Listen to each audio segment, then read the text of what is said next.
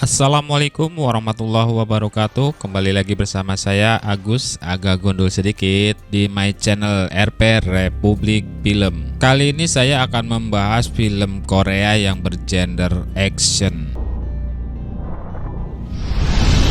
Even when you feel low, you can still go.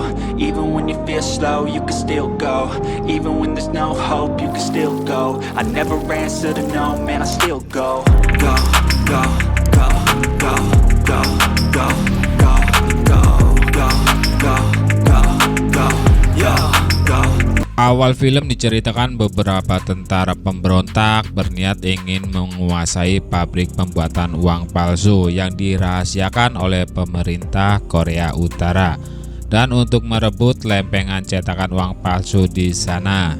Di sisi lain, sekelompok regu pasukan khusus Pyongyang Region 12 ditugaskan untuk mengawasi pabrik tersebut. Terlihat sepasang tentara bernama Im Chul Ryung dan istrinya Hwa Ryung juga bergabung dalam misi ini. Tak berselang lama tersiar perintah dari komandan mereka bernama Kolonel Cha Gisung karena telah terjadi penyerangan di dalam pabrik. Tanpa berpikir panjang, Mayor Chul Ryung dan anak buahnya langsung melakukan penggerbekan. Setelah masuk dalam pabrik, para pemberontak menahan para pekerja di sana. Ternyata dalang dari semua ini adalah pimpinan mereka, yaitu Kolonel Cha Gisung. Dia memimpin pasukannya untuk menguasai pabrik. Im Chul dan pasukannya pun harus menyerahkan diri karena Gisung menahan istri Im Chul.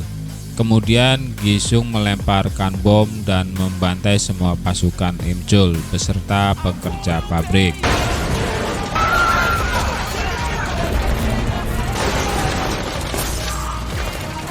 Cha Gisung juga membunuh istrinya Im Chul. Im Chul yang tertembak tak berdaya melihat istrinya dibunuh. Karena pelurunya habis, Gisung pun mengasihi nyawa Im Chul. Kita beralih ke Korea Selatan, guys. Hari itu terlihat seorang polisi konyol bernama Kang Jin Tae tengah memburu pengedar narkoba bernama Dong Sik.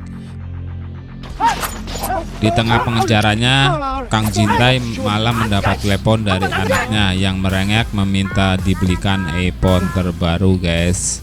Alhasil sang buronan pun berhasil melarikan diri. Karena ulahnya ini, Jin Tae pun disidang oleh atasannya karena telah gagal menangkap pengedar tersebut. Karena saat ini tim kepolisian mereka sedang diawasi oleh pengawas, ketua tim tidak bisa memberikan keringanan lagi dan ia harus memberikan sanksi skorsing 3 bulan kepada Jin Tae. Kita balik lagi ke Pyongyang, guys. Di ruang interogasi, Im Chul yang diketahui sebagai satu-satunya orang yang selamat dari tragedi di pabrik kemarin, dia disiksa oleh sang jenderal untuk memastikan bahwa dirinya tidak ikut terlibat dalam gerakan pemberontakan di internal Region 12. Karena tak terbukti bersalah, akhirnya Im Chul pun dibebaskan dan kali ini ia diberi misi baru oleh sang jenderal untuk menangkap Cha Gisung bagaimanapun caranya. Maka disinilah pemerintah Korea Utara berencana untuk mengirimkan delegasinya dalam rangka kerjasama diplomatik guna menangkap Cha Gisung yang akan digelar seminggu lagi. Kemudian Jin Tae menjemput Im Chul di hotel tempat delegasi dilaksanakan. Saat bertemu, Jin Tae langsung menyita pistol Im Chul. Jin Tae berkata menurut peraturan penyelidikan, senjata dari Korea Utara harus diawasi oleh polisi Korea Selatan. Sementara itu Jin Tae harus menggali informasi kenapa Korea Utara bersikeras untuk menangkap buronan dari negara mereka.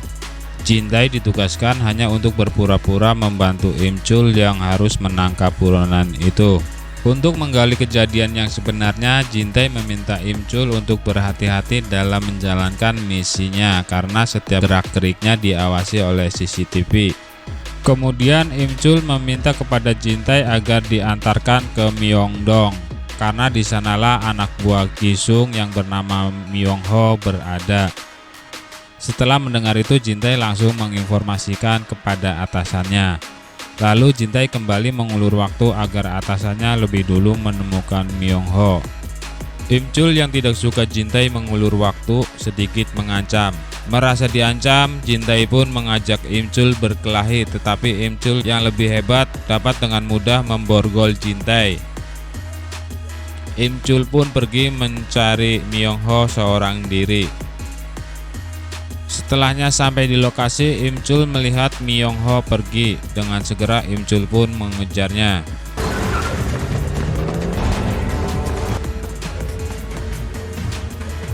Sementara di luar gedung, Im Chul bersiap menangkap Myung Ho. Tapi kemudian Myung Ho menembaki Im Chul dengan pistol yang ia punya.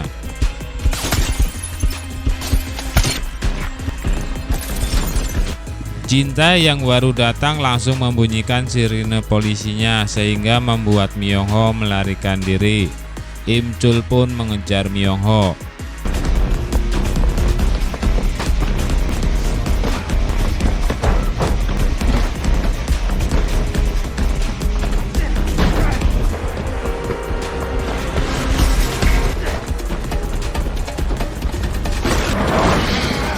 Myung Ho melarikan diri dengan melompat dari mobil yang ia kendarai yang hampir saja menabrak anak kecil, dan untung saja Im Chul dapat menghentikan mobil itu.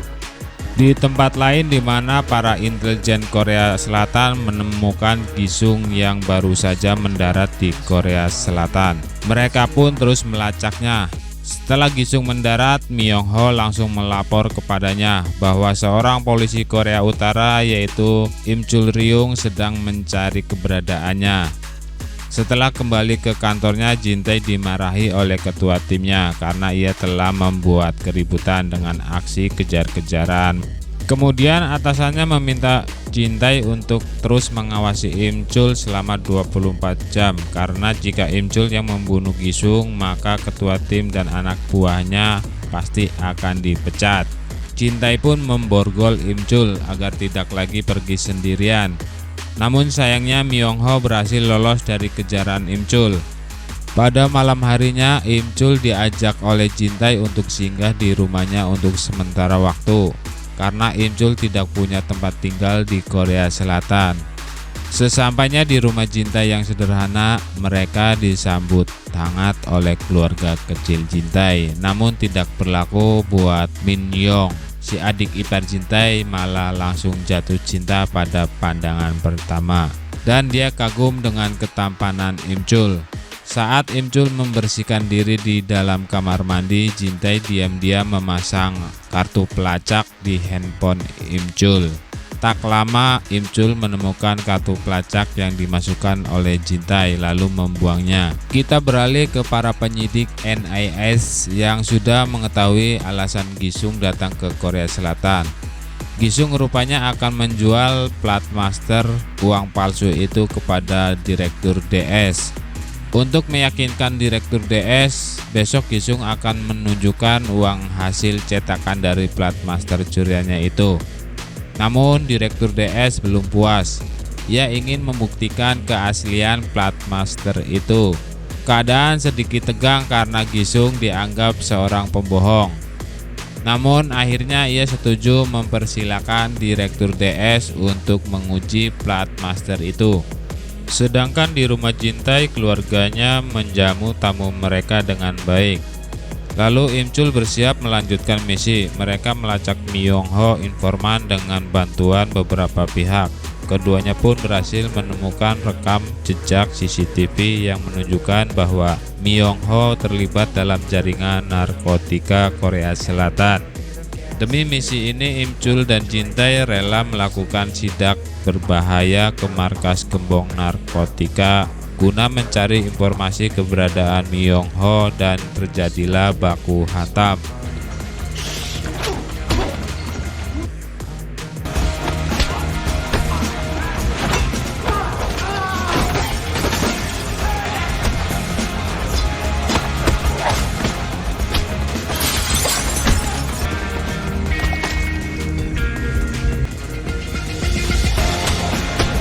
Meski gagal mendapatkan informasi keberadaan Myung Ho, pada akhirnya perjuangan mereka membuahkan hasil bray berkat bantuan kepolisian Korea Selatan. Posisi Myung Ho terlacak tengah berada di rumah judi.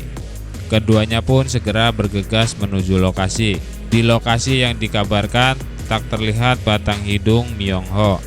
Di tengah upaya mereka mengejar Myung-ho, Jin-tae sendiri kena apes. Ia dituduh sebagai polisi yang mau menggelar sidak dadakan di rumah judi itu. Alhasil, untuk pertama kali ia pun berjuang sebagai polisi sejati. Setelah terus mencari, akhirnya Im Chul berhasil menemukan Myung-ho yang sedang merakit senjata api bersama Dong Yi, anak buah Cha Gi-sung. Sementara itu di sebuah lorong terjadi obrolan serius nih guys. Myung-ho yang ingin pensiun dari dunia kriminal pada Dong Yi. Mendengar pernyataan Myung-ho, Dong Yi menganggap tindakan Myung-ho sebagai aksi pengkhianatan. Maka konsekuensinya, dan tak berselang lama setelah Myung-ho dihabisi, Im Chul pun datang ke TKP. Terjadilah duel sengit antara Dong Yi dan Im Chul.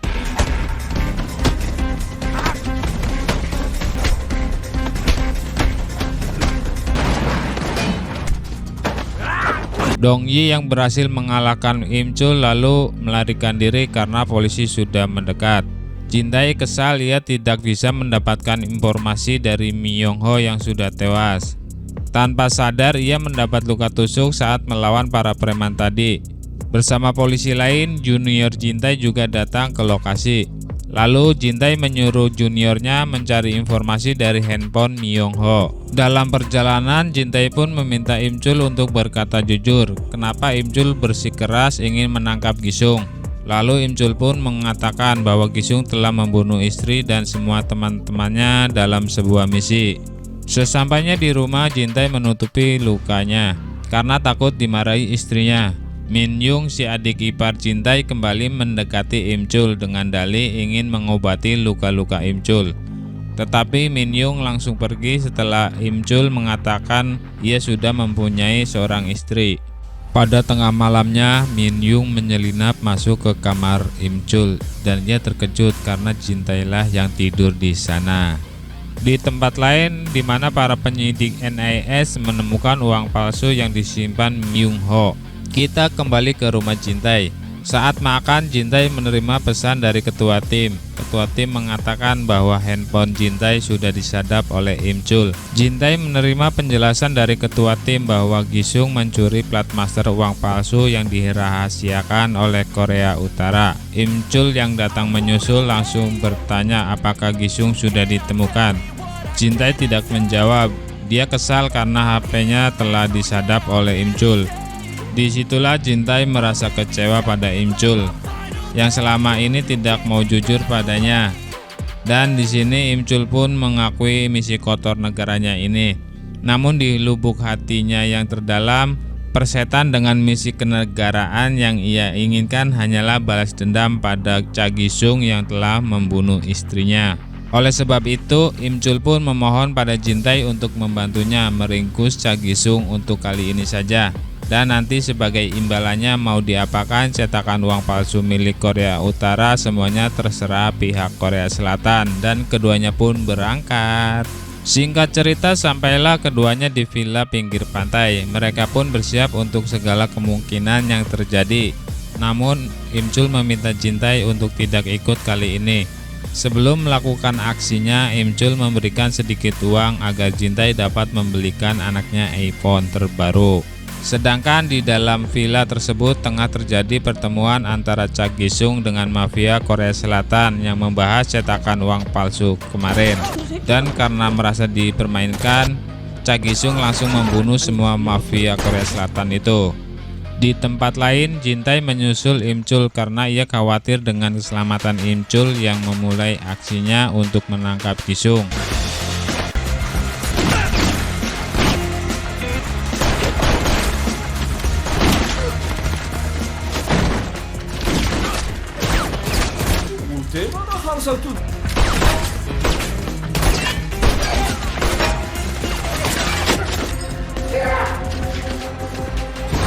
Gi-sung yang tak mau melayani, ia berusaha menghindari Im Chul. Sementara Junior Jintae mendapat luka tembak karena menghalangi Gisung yang hendak melarikan diri. Jintae khawatir dengan kondisi juniornya itu, namun ia harus segera menangkap Cha Gisung. Mereka berhasil menyusul mobil Gisung yang melarikan diri dan terjadi baku tembak.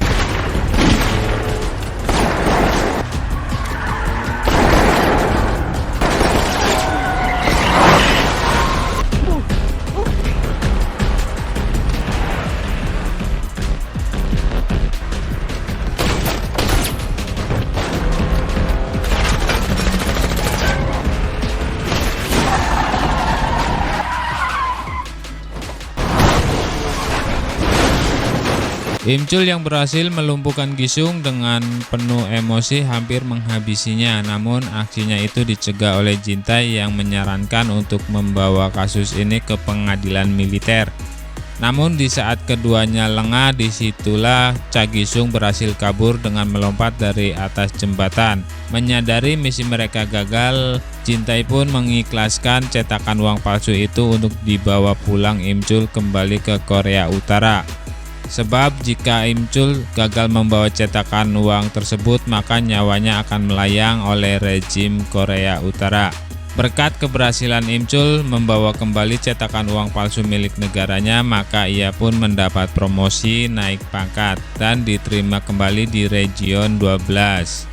Namun masalah belum selesai sampai di situ guys. Jintae yang hendak pulang malam itu mendapat telepon dari Cha Gisung bahwa keluarganya kini disandra di dekat pelabuhan.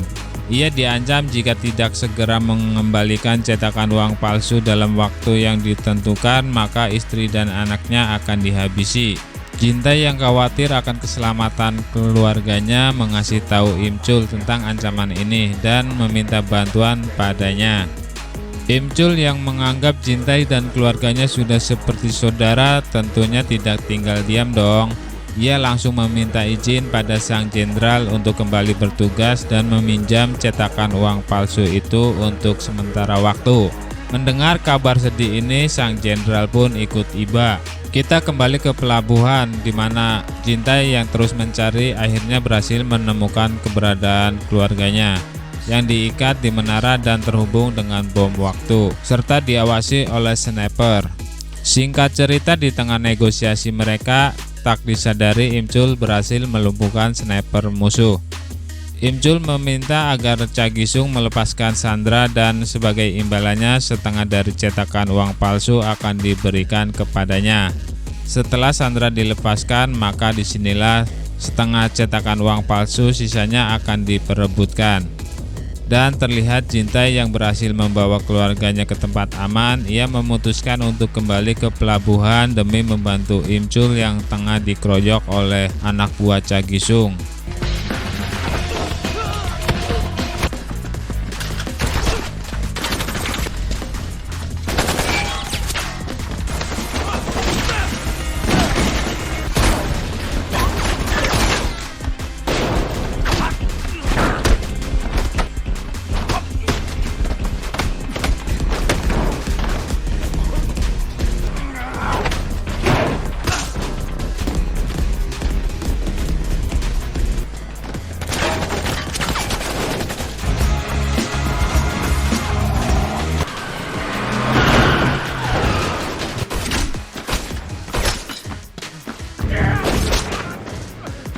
Akhirnya Imchul dan Jintae yang berhasil membantai semua musuhnya. Di pinggir dermaga terlihat Imchul pun ikhlas menyerahkan cetakan uang palsu ini pada pihak polisi Korea Selatan. Namun Jintae malah membuangnya ke laut. Ia berpikir dengan hilangnya cetakan uang kunyuk ini maka masalah pun selesai. Sedangkan Jintae sendiri juga telah naik pangkat menjadi inspektur polisi. Dan untuk terus menjaga hubungan baik di antara kedua negara ini, kini giliran delegasi Korea Selatan berkunjung ke Korea Utara untuk misi mereka menangkap buronan pelaku pembunuhan berantai yang kabur ke Korea Utara. Dan cerita pun selesai.